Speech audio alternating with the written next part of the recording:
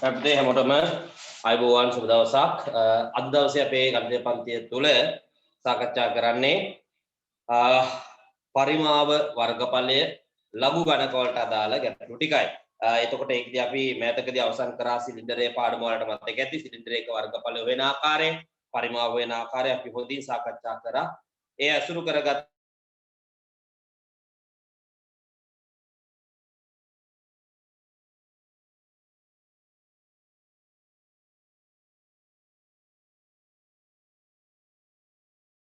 ගැටලු තමයි පුතේ අද දවසේදී අපි පන්තිය තුළ සාකච්ඡා කරන්නේ. මුලින්ම අපි පෙරලා ගින්න පේපර් එක දෙවෙනි කොටස තමයි ගැටලුවට අපිට එන්නේ. ප්‍රශ්නය පළාත් පේපර් එක 2016 හතරවෙනි ප්‍රශ්නයට අදාළ ගැටලු ටික තමයි අපි අද දවසේ සාකච්ඡා කරන්නේ. මුලින්ම ගැටලු විදියට. right අපි බලමු ඉනිසරේ හදාගන්න යමු.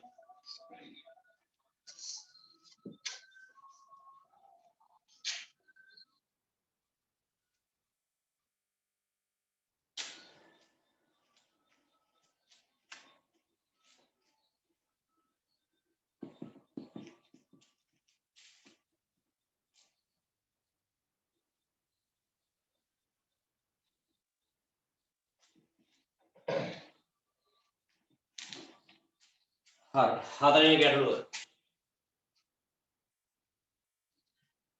පොතේ සිලින්ඩරයක් තියෙනවා.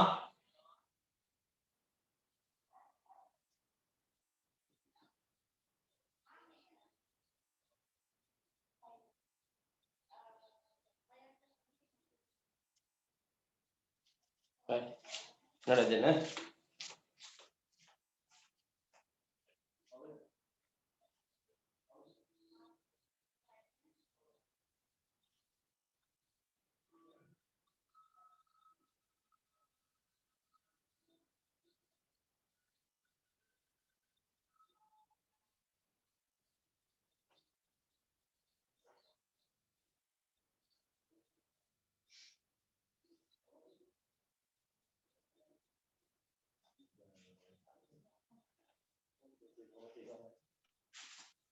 right පොතේ පරිධිය සෙන්ටිමීටර් 88ක්ද උස සෙන්ටිමීටර් 25ක්ද වන ඝන ලෝහ සිලින්ඩරයක් රූපේ දැක්කේ. මේ කියන්නේ සිලින්ඩරයක්. මේකේ පුතේ මේ පතුලේ වටේ දිග තියෙනවනේ. මේ වෘත්තාකාර මුහුණක් නේ. වෘත්තේ වටේ දිග පුතේ 88යි නේද? වෘත්තේ පරිධිය. වෘත්තේ වටේ දිග 88යි. සිලින්ඩරයේ උස සෙන්ටිමීටර් 25යිලු. සිලින්ඩරයේ උස සෙන්ටිමීටර් 25යිලු. ඔය විස්තර ටික තමයි කියන්නේ අපිට. ප්‍රෝමිලකාංක 1 පතුලේ අරය R සොයන්න. මෙන්න මේ R කියන්නේ හොයන්න. කොහොමද අපි ඒක හොයන්නේ? ප්‍රෝමිලකාංක 1. පුතේ අරය R වෙච්ච වෘත්තයක වටේ දිග ලබා ගන්නා සූත්‍රය ඔයාලා දන්නවා 2πr. ඕක සමාන කරන්න 88කට. කොහොමද මම එහෙම කරන්නේ? ඒ ගානේ පැහැදිලිව කියනවා මේ වෘත්තාකාර මුහුණේ වටේ දිග මේ වෘත්තේ වටේ දිග පරිධිය කියන්නේ ඒකනේ. වෘත්තයක වටේ දිග අපි හඳුනන්නේ පරිධිය කියලා. ඒතර මේ වෘත්තාකාර මුහුණේ වටේ දිග 88යි. අපි දන්නවා අරය R වෙච්ච වෘත්තයක වටේ දිග ලබා ගන්න සූත්‍රය මොකක්ද? මොකක්ද අරය R වෙච්ච වෘත්තයක වටේ දිග ලබා ගන්නා සූත්‍රය 2πr. මෙන්න මේක පුතේ සමාන කරනවා 88කට. වෘත්තේ වටේ දිග වෘත්තේ පරිධිය මම සමාන කරනවා 88කට. දැන් මම මේක සුළු කරලා r එකගේ ලබා ගන්නවා මෙන්න මේ ආදේශ කරමු 2යි 5 7න් 22යි වැඩි කිරීම r සමානයි 88යි. දෙවරක් 22 පුතේ 44යි. බෙදීම 7 වැඩි කිරීම r සමානයි 88යි. මම දැන් බෙදීම 7 නැති කරන්න මේ පැත්ත 7න් වැඩි කරනවා. එහෙනම් එහා පැත්තත් 7න් වැඩි වෙනවා. ඉතින් බෙදීම 7ට වැඩි කිරීම 7 කැපිලා යනවා. දැන් එනවා මට 44යි r සමානයි 88 වැඩි කිරීම 7. 7න් වැඩි කරන්න යන්න එපා. ඔහොම කියන්නේ මොකද පහසෙන් සුළු වෙනවා දැන්. දැන් r වල හොයන්න ඕනේ මේ 44 මෙතනින් අයින් කරන්න. කොහොමද 44 අයින් කරන්නේ? මේ පැත්ත බෙදනවා 44න්. එහෙනම් පුතේ මම එහා පැත්තත් බෙදනවා 44න්. පුතේ 44ට 44 කැපෙනවා. දැන් එනවා r සමානයි 44ට 44 1යි 88ට 44 ගුණවල 2යි. දෙවරක් 7 14යි. පුතේ මට සෙන්ටිමීටර් 14යි කියලා එනවා මේ වෘත්තාරය. මෙන්න මේ වෘත්තාරය සෙන්ටිමීටර් 14යි කියලා මට ලැබෙනවා. right සිලින්ඩරයේ වක්‍ර පෘෂ්ඨ වර්ගඵලය සොයන්න. මේකේ වක්‍ර පෘෂ්ඨ වර්ගඵලය හොයන්න කියලා කියනවා. රෝමිලක් අංක 2 හොඳින් බලාගෙන ඉන්න. පුතේ අපි ඉගෙන ගත්ත සිලින්ඩරයක වක්‍ර පෘෂ්ඨ වර්ගඵල වෙන සූත්‍රය 2πrh.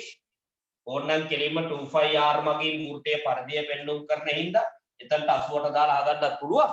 ඒ ඇත්ත කෙලින්ම සූත්‍රයට ආදේශ කරලා හදන්නත් පුළුවන්, කිසි ප්‍රශ්නයක් නැහැ. මේ සිලින්ඩරාකාර වෘත්තේ පරිමිති කියන්නේ වටේ මේ සිලින්ඩරය මෙහෙම කියලා හිතන්නකෝ. වක්‍ර පෘෂ්ඨ වර්ගඵලයද මේ පොත නවන්න වෙන හැමුණා. මේ සිලින්ඩරය නම් සිලින්ඩරේ මේ තියෙන වක්‍ර පෘෂ්ඨය. මෙන්න මේ තියෙන වක්‍ර පෘෂ්ඨයේ වර්ගඵලය තමයි අපිට 2πrh කියන සූත්‍රය මගින් ලැබෙන්නේ. මම මේකට ආදේශ කරනවා. 2 2යි π 7න් 22යි r කියන්නේ අරය. පුතේ අරය අපි දැන් හොයාගත්ත 14යි.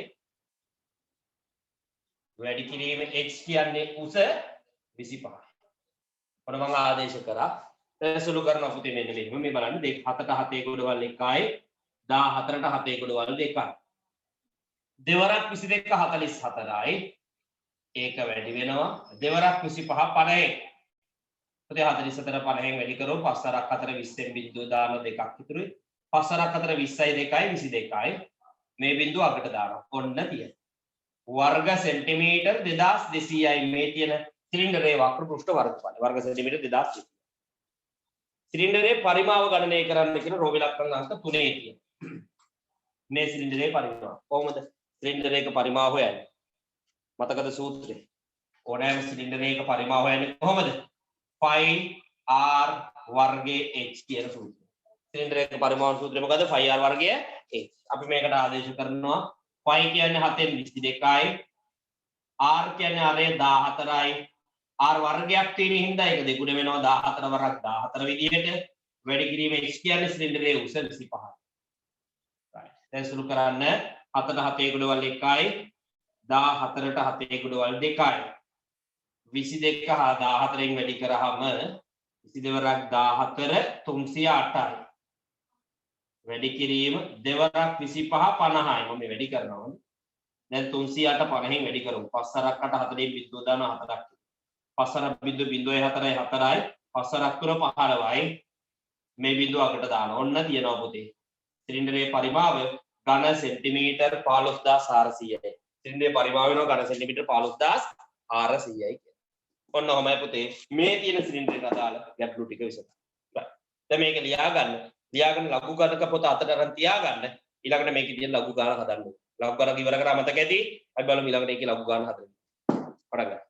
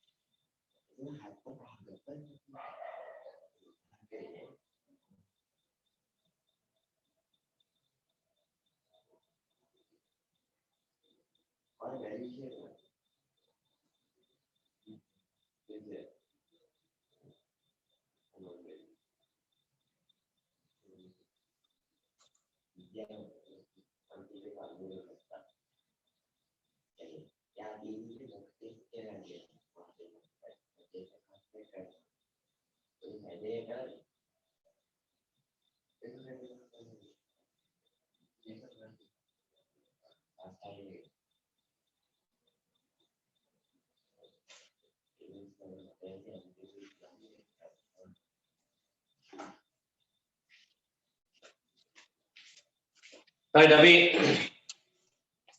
ඊළඟට පුතේ අපි ඊළඟ පේපර් එකේ සිලින්ඩර් එක ගන්නට පොඩ්ඩක් යන්න. හරි සිලින්ඩර් එක ගන්නට ඉවර කරලා ඊට පස්සේ ලඝු ගණන් වලට එන්න. හොඳයි? ඒතර මම රටාවක් එක හරහා ගොඩනගා ගන්නත් දේසි වෙයි. බලමු ඊළඟ පේපර් එකට. ඉල්ලා. right. 11 වෙනි ගානට තමයි ඊළඟ පේපර් එකේ සිලින්ඩර් එක ගන්න තියෙන්නේ. ඔයාලට බෝඩ් එකේ අපැහැදිලි කමක් මොන හරි නෑ නේද? බෝඩ් එක හොඳට පේනව නේද පුතේ? පොඩ්ඩක් මට කියන්න එක. බෝඩ් එකේ අපැහැදිලි ගතියක් මොන හරි තියෙනවටක් ගාලා දාන්න. ඉක්මන් කරන්න මේ ගාන පටන් ගන්න කලින්. නෑනේ.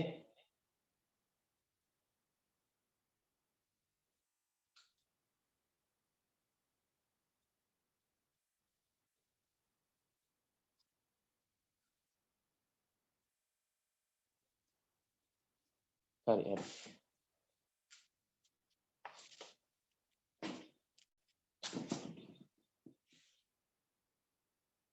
ප්‍රශ්නයක් අහුවම උත්තරයක් දාගන්නවත් එකයි දෙන්නයි දාන්නේ එහෙම නෑ කියලා. ඒකටවත් ඒක ඔබා ගන්නත් කම්මැලිකම තියෙන්නේ. ඈ දැන් මේ බෝඩ් එක අපැහැදිලි කමක් තියෙනවා ඒක දෙන්නයි තුන්දෙනා අනිත් ටික ඉන්නවා ඒක ඔබන්නත් කම්මැලි. ඉතින් කොහෙන්ද බල ගණන් හදන්නේ? අය අනිත් ඒවා ගැන කතා කරන වැඩ නෑ. නේද? පණිවිඩයක් කියෝ ඒක ග්‍රවුන්ඩ් එකේ පේනවද අපැහැදිලිද කියලා. ඒක නෑ සර් හරි උ සර් හරි දාන්නවත් බැරි වුන් ඉතින් කොහෙද මං ගණන් හදන්නේ? දැන් නෑ ඉතින් කතා කරා. right. 11 වෙනි ගාන.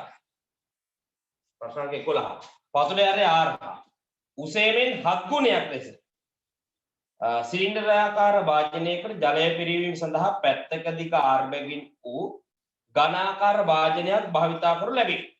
සිලින්ඩර වාජනයේ සම්පූර්ණ පිරීම සඳහා ඝනාකාර වාජනයකින් කී වාරයක් ජලය පිරියුද දැක්වන්න. ඔන්න අර ලස්සන ගාන. පොතේ සිලින්ඩරයක් තියෙනවා මෙන්න. right? මේ සිලින්ඩරේ අරය R පතුලේ අරය R උස එමින් 7 ගුණයක් කියන්නේ උස 7යි R කියන එක.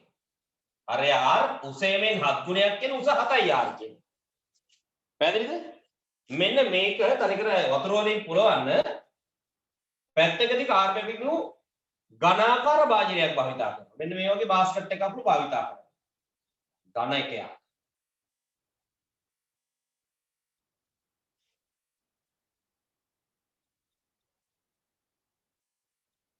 හරිද? මේක අරය R. sorry අරේ නේ පැත්තකදී ගා. උසත් R පළලත් R දිගත් R. ඔන්න ඔහම මේකක් තමයි භාවිතා කරන්නේ. මේකෙන් තමයි මේකට වතුර පුරවන්නේ. හරිද? දැන් මේ අහන ප්‍රශ්නේ තමයි මෙන්න මේ වාජනයේට සම්පූර්ණයෙන් වතුර පුරවන්න මේකෙන් කී පාරක් වක් කරන්න ඕනේද කියලා යහන්නේ. මේක සම්පූර්ණ ෆුල් ටැංක් කරන්න මේකෙන් කී වතාවක් වතුර දාන්න ඕනේද? ඒක කරන විදිහක් තියෙනවා. මොකද්ද කරන විදිහ? මෙන්න බලන්න. ඝන වස්තු දෙකක් තියෙනවනේ ඉස්සෙල්ලාම. ඉස්සෙල්ලාම මුන් දෙන එක පරිමාදේ කොහෙද? මම ඉස්සෙල්ලාම හොයනවා සිලින්ඩරේ පරිමාව. සිලින්ඩර් එක පරිමාවන සූත්‍රය මොකද්ද? 5r වර්ගයේ h ආදේශ කරමු. 5 වෙනුවට 7න් 22 දානවා. වැඩි කිරීම. r වෙනුවට r දානවා. ආයි r මයි r වර්ගයක් තියෙනවනේ අර වතාවක් කරේ. වැඩි කිරීම h වෙනුවට උස 7යි r ආදේශ. දැන් සුළු වෙනවා පුතේ මේ ඉරින් යට ඉන්න 7ට ඉරින් උඩ ඉන්න 7 කැපෙනවා. පැහැදිලි? දැන් අවසානයේ ඉතුරු වෙන්නේ 22 ඉතුරු වෙනවා. R වැඩි කරාම R ගණනයක් ඉතුරු වෙනවා. මෙන්න තියෙනවා. මේ සිලින්ඩරේ පරිමාව පුතේ 22යි R ගණනය. මෙන්න මේ තියෙන සිලින්ඩරේ පරිමාව කියන්නේ 22යි R ගණනය. පැහැදිලිනේ කරමු. ආදේශ කරා සුළු කරා. 5 වෙනුවට 7න් 22 දැම්ම. R වෙනුවට R වර්ගයෙන් අරේ වතාවක් කරේ. වැඩි කිරීම h වෙනුවට මේ සිලින්ඩරේ උස 7යි R. උඩ ඉන්න 7ට යට ඉන්න 7 කැපිලා ඉතුරු ටික ලස්සනට සුළු වුණා. 22යි R ගණනය කියලා එනවා මේ සිලින්ඩරේ පරිමාව. පැහැදිලිනේ? ඊළඟට ආයි මෙයා වතුර දාන්න හදන්නේ මේ වගේ ඝනක හැඩැති වාජනයකින්. එහෙනම් මුගේ පරිමාවක් වෙනවා මොකද? ඝනකයේ පරිමාව.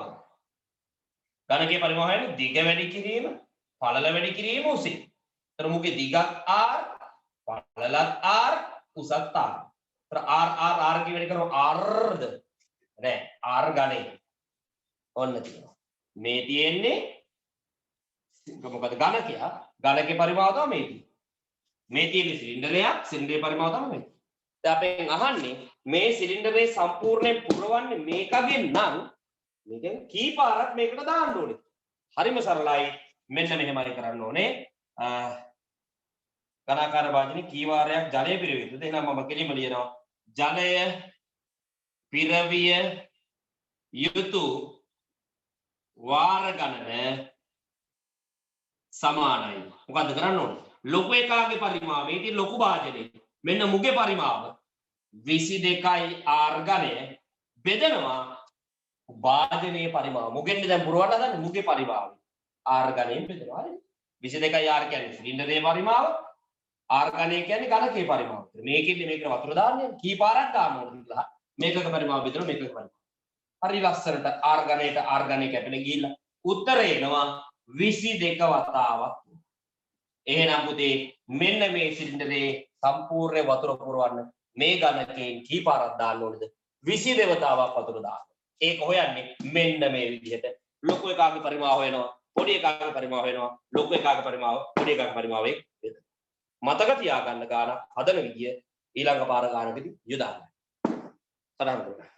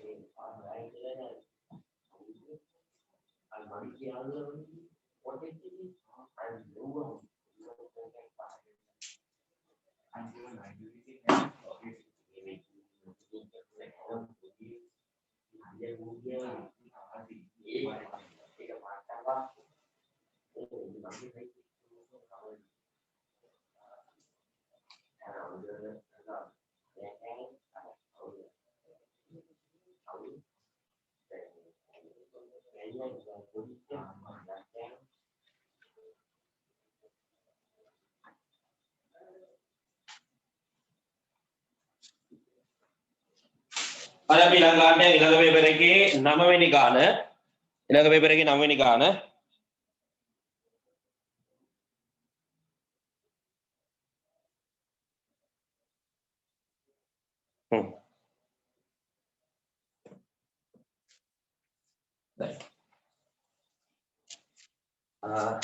ඒක පොඩි ගානක් වගේ තියෙන්නේ පොඩි තමයි ගාන හදන විදිය බලමුකෝ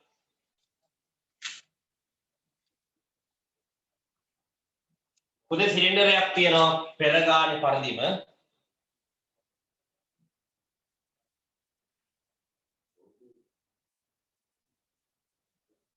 මේ සිලින්ඩරේ ආරය R උස සෙන්ටිමීටර 20යි මේ වෘත්තාකාර මුහුණතේ වටේ දිග සෙන්ටිමීටර 88යි පරිධිය 88යි රූපේ දැක්වෙන සිලින්ඩරාකාර වාජනයේ පරිධිය 88ක්ද උස සෙන්ටිමීටර 20ක්ද වේ වාජනයේ පරිමාව ගණනය කරන්න පුතේ සිලින්ඩරේ පරිමාව හොයා ගන්න නම් අනිවාර්යයෙන්ම අරය දැනගන්න ඕනෙමයි හේතුව සිලින්ඩරයක පරිමාව වෙන සූත්‍රය 5r වර්ගය h 5 7 22යි අවුලක් නැහැ h උස දන්නව අවුලක් නැහැ හැබැයි r කියන්නේ අරය දන්නේ නැත්නම් කිසි දෙයක් කරන්න බෑ අරය දන්නේ නැහැනේ එර මුකුත් කරන්න බෑ අරය හොයා ගන්න නැතුව පුතේ අරය හොයා ගන්න තමයි මෙතන පොයින්ට් එකක් අපිට දීලා තියෙන්නේ මොකද්ද මේ යට තියෙන වෘත්තාකාර මුහුණතේ වටේ දිග මේ අරය r වෙච්ච වෘත්තයක වටේ දිග 88යි කියලා දීලා වටේ දිග 88 නම්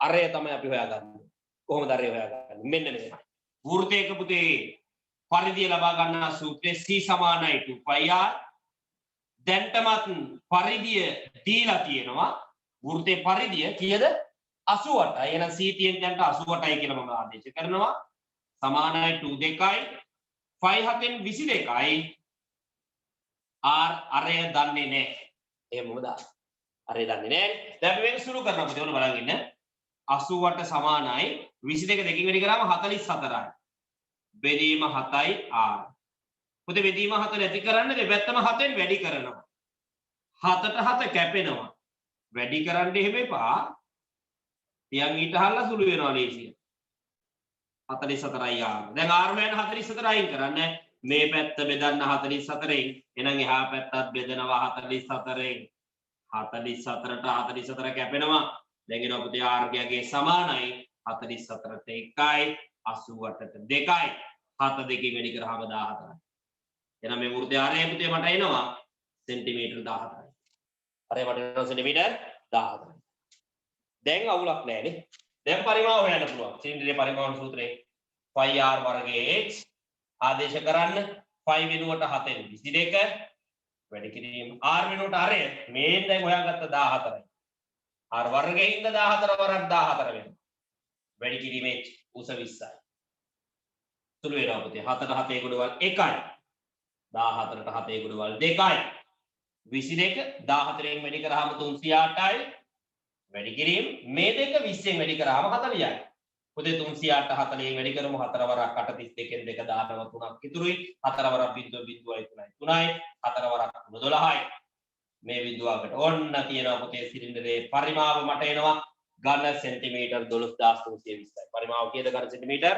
12320යි ඔන්න ඔහොමයි පුතේ ඒකට දාලා සටහන්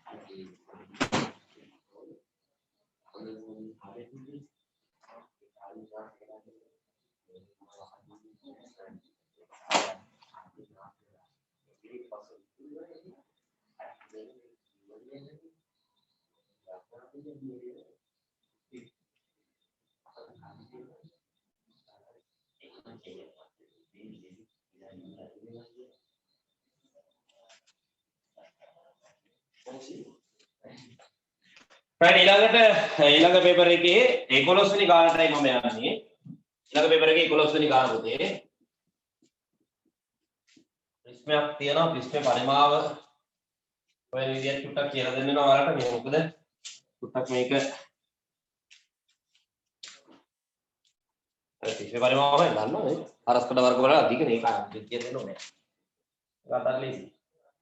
රූපේ දැක්කේ විනුම් සහිත ලෝහ ප්‍රශ්නයක් උණු කර ලෝහපතේ නොවනසේ අරේ ඒද උස එක්තවන සිලින්ඩරයක් තනු ලබයි. හරි. මේ තියෙන මේ හොඳට තියෙන ප්‍රිස්මේ කඩලා සිලින්ඩරයක් හදනවා. උන්ගේ වැරද්දනේ. ඕක කොහොම කරේ නැත්නම් අපිට මේක ආරෙන්නේ නැහැනේ. රයිට්. මේ තියෙන ප්‍රිස්මේ තියෙන මෙන්න. මේ ප්‍රිස්මේ උණු කරලා ලෝහ අපතේ නොයනසේ අර ඒද උස S දෝ සිලින්ඩරයක් ගන්නු ලබයි. මෙන්න හදන සිලින්ඩරය. ඒ කියන්නේ මේක උණු කරලා මේක හදනවා කියන එකේ අදහසම මේ දෙන්නගේ පරිමාවන් සමානයි කියන එකයි. ලෝහ අපතේ යන්නේ නෑනේ. එකෙක් උණු කරලා අනික හදද්දී උන් දෙන්නගේ පරිමාවල් දෙක පුතේ සමාන වෙනවා. වෙනස් වෙන්නේ නෑ.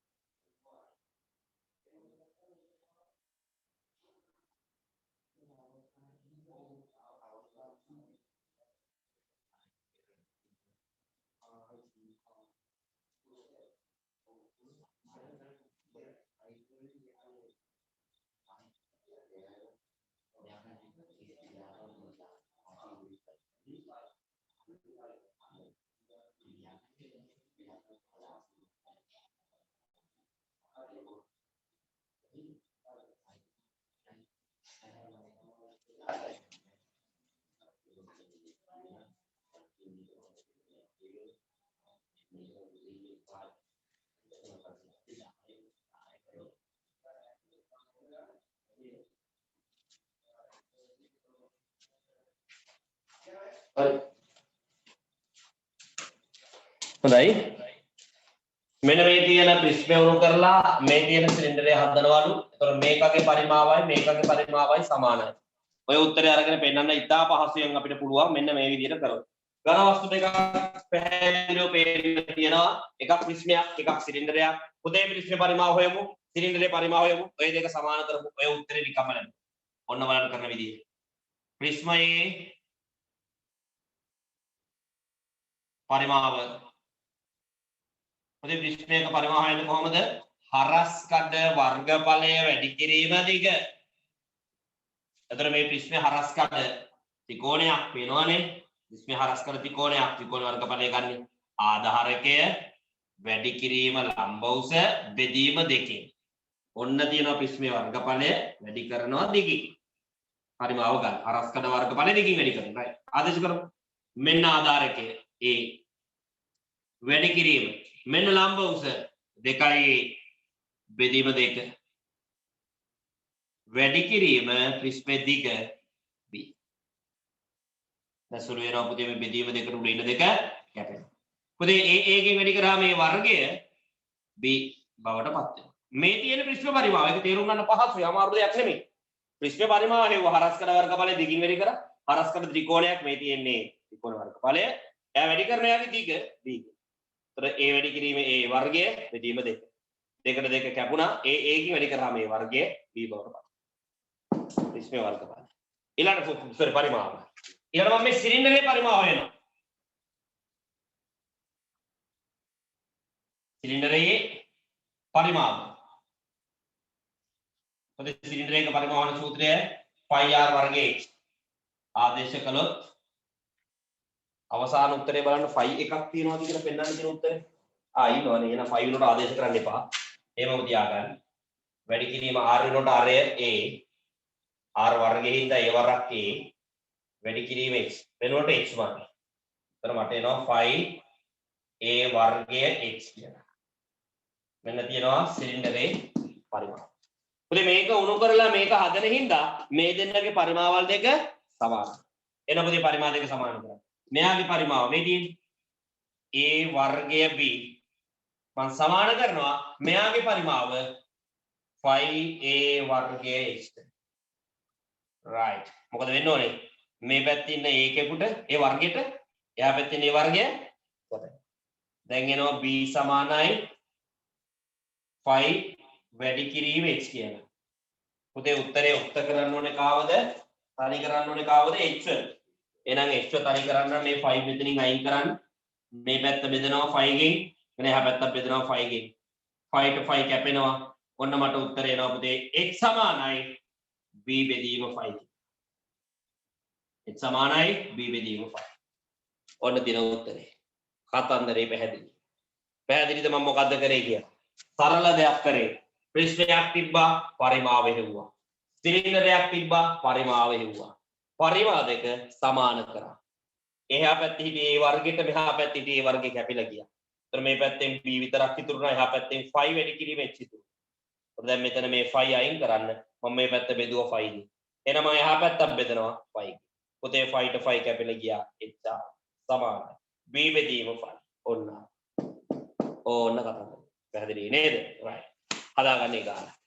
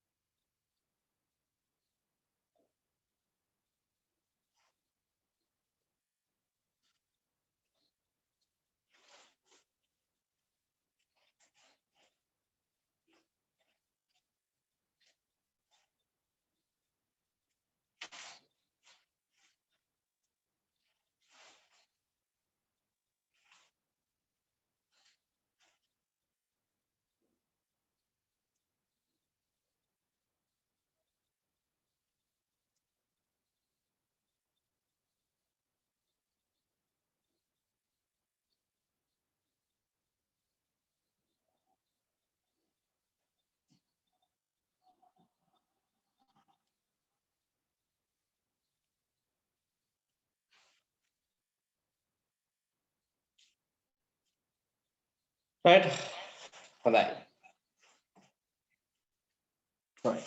හොඳයි. එහෙනම් එතනින් අපි අදට අවසන් කරමු. ලඝු ගණනක ගැටලු ටික තමයි අපි ඊළඟ දවස් සාකච්ඡා කිරීම සිදු කරා. ඒකෙන්ද ලඝු පොතත් අරගෙන සූදානම් වෙන්න වැඩේට. මම එක පෙළට අද එකම පාඩමෙන් ගණන් ටික හදාගෙන ගිය පුතේ. එතකොට පහසුයි ඔයාලට මේකෙන් රටාව තේරුම් ගන්න. ඔන්න ඔය මට්ටමේ ගණන් තමයි අපිට විභාගෙට ලැබෙන්නේ. ඉතින් ඔයාලට අවාසනාවට 10 වසර කියලා ටර්ම් ටෙස්ට් එකක් පැවැත්වෙන්නේ නැහැ. ඒ වුණාට ඉතින් විභාගයක් පැවතුන්නේ නැහැ කියලා හිතට සතුටු කරගන්න එපා. ඒක ලොකු අවාසියක්. හැබැයි ඉතින් අපි මේ විදිහට වැඩ ටික කරගෙන යන එකෙන් ඔයාලට යන අවාසිය උපරිම අවම මට්ටමට අරගෙන යනවා.